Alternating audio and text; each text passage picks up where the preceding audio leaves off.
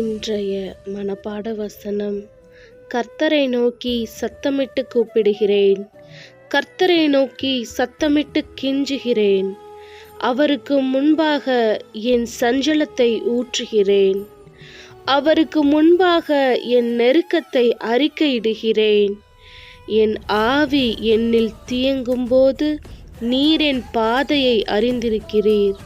நான் நடக்கிற வழியில் மறைவாக எனக்கு கண்ணி வைத்தார்கள்.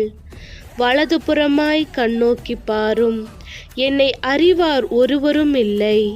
எனக்கு அடைக்கலம் இல்லாமற் போயிற்று, என் ஆத்துமாவை விசாரிப்பார் ஒருவரும் இல்லை. கர்த்தாவே, உம்மை நோக்கி கூப்பிடுகிறேன், நீரே என் அடைக்கலம். ஜீவனுள்ளோர் தேசத்தில் எனக்கு பங்குமாய் இருக்கிறீர். சங்கீதம் 142 அதிகாரம் 1-5 வரையுள்ள வசனங்கள்.